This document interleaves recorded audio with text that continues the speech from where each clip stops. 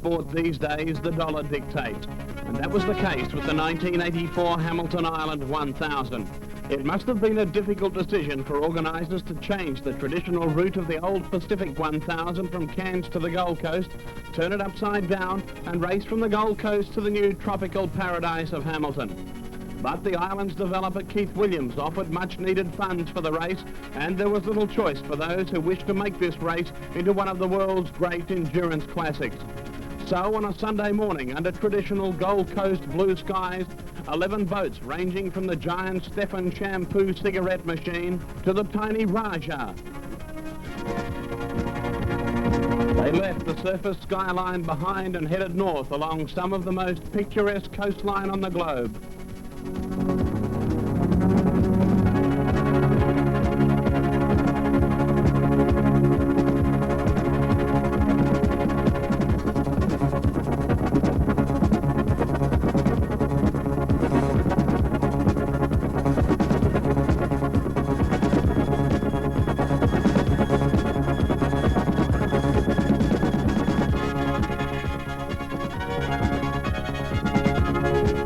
Was to be nothing more than a sprint for the other big boat in the fleet, the Power Cat. With surface skyscrapers still well in view, Power Cat, a boat hastily prepared for this race, broke. And that was to be the last we would see of the Webster & Woods sponsored machine.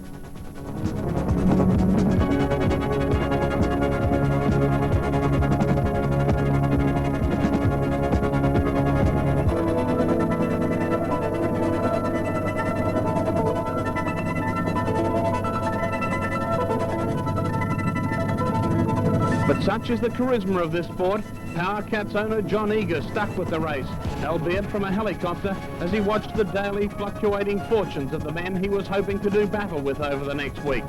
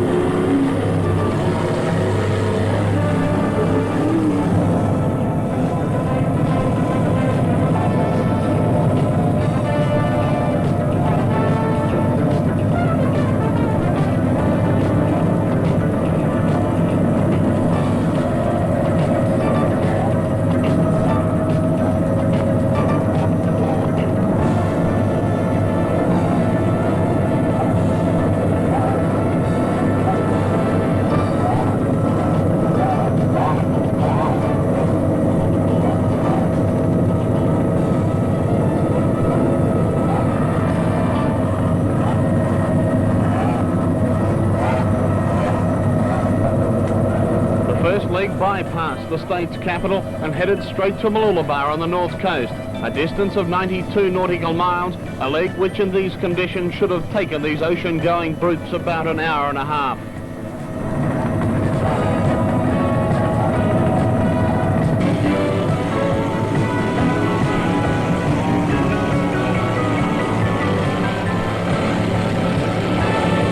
But the element which makes this race so great is the severe hiding handed out to both crews and machines, no matter how long the leg, no matter how docile the water.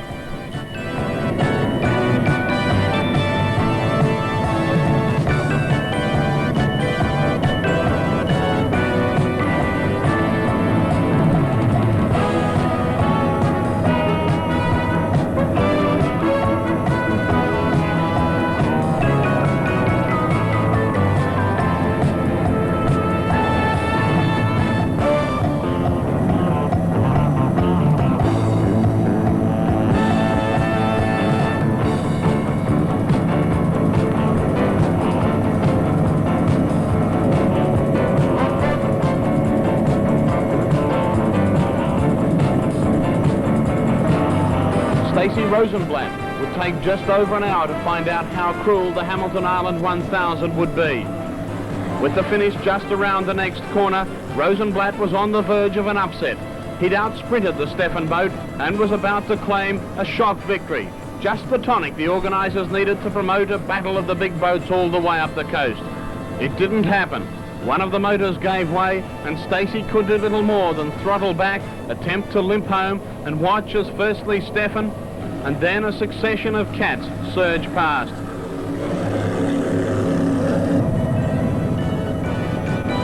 But despite losing one of the big boats and watching as Rosenblatt faltered in his upset bid, there were some good points. It was a finish which drew an instant interstate and international rivalry. Stefan was a Queenslander. Royal Salute was skippered by the vastly experienced New South Welshman Mel Lynn. Visor, third boat home, had the cocky Kiwi John Garrity in charge. And Cedar Lake belonged to the hulking Victorian Neville Kay, a gentle giant who would become a gentle giant killer before this marathon was to finish.